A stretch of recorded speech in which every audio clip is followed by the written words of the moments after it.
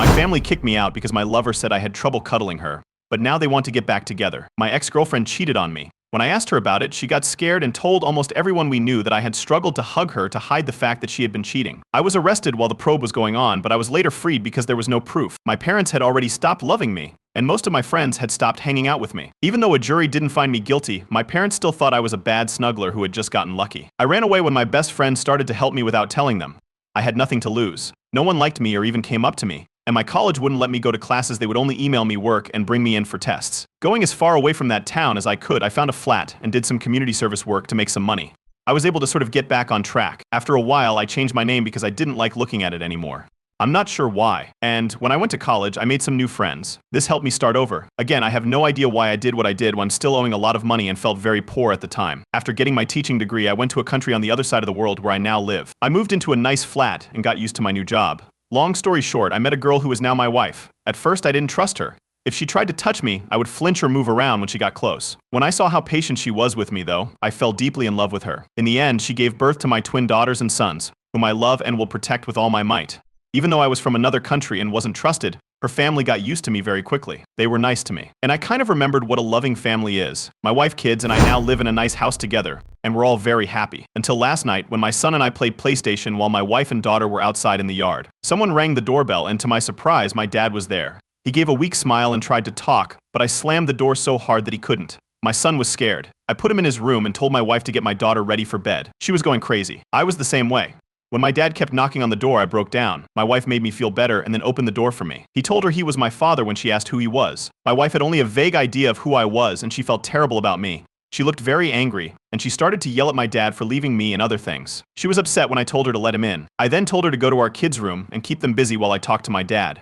He told my ex-girlfriend that he was clearing out her phone to do her a favor. He was going through her messages when he came across a chat between her and the guy she cheated on me with. In it, she said she felt bad about ruining my life and wanted to take it all back. My dad didn't talk to her about it, as he wasn't ready to bring a dead situation back to life. He began to look for me in silence so that he could share his opinion that I was innocent.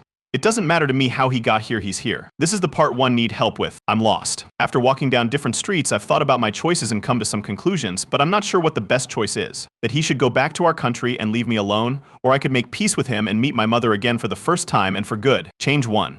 I went to see my dad at his hotel and told him I wasn't going to make things right with him or anything like that. He had tears in his eyes, but he got it. He told me that he had told my mom about her and stopped my ex-girlfriend from seeing my family at all. As many of you had, I asked him why they were still in touch, and he said it was because she felt too bad to really let us go. Like many of you, I'm not sure if I believe it, but for me, it's finally over. My mother didn't like the news and tried to get my phone number, but my dad wouldn't give it to her.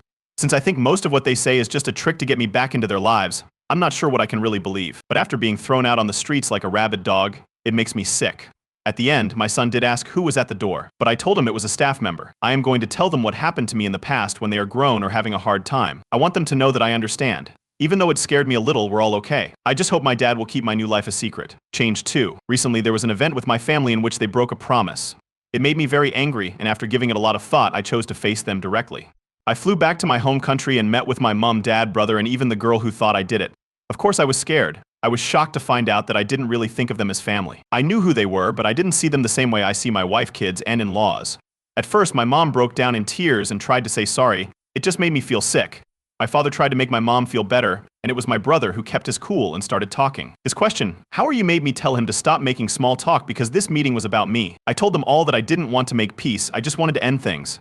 To be safe, I told them I would call the cops if they tried to chase me. Even though the cops said there was no proof, I asked my parents why they left me so quickly. They said they made a hasty choice and that seeing me in jail broke their hearts. They didn't do anything to help me, so I called them out on it. After that, I asked my brother why he hadn't called me. He told me that he did, but I didn't pay attention to him the whole time. It turned out that he was right. My brother had tried hundreds of times to get in touch with me and give me money to get back on track. But he asked me why I never answered and thought I hated him because of what had happened. It turned out that my mom blocked my friends on all of her phone plans because she paid for my brother's old plan. That means I couldn't even get help when I was lost. The cherry on top was my ex. I first asked her why she did what she did. The woman told me that she was scared of what would happen and that she loved me no matter what. She said that it made her feel even worse to go to therapy because she knew it was all a lie. Then she told me she hadn't dated anyone since, hoping that I would come back and that she could say sorry because she thought that would turn back time and make everything right. Even that was a bunch of lies though, because my dad said he found chat logs from 3 different partners she had while I was away. His eyes filled with tears, and he reached out to grab my hand. It was so rude of her to ask for another chance. So I got angry and pulled out my phone to show them all hundreds of pictures of my two kids at important events, and fun times we had as a family,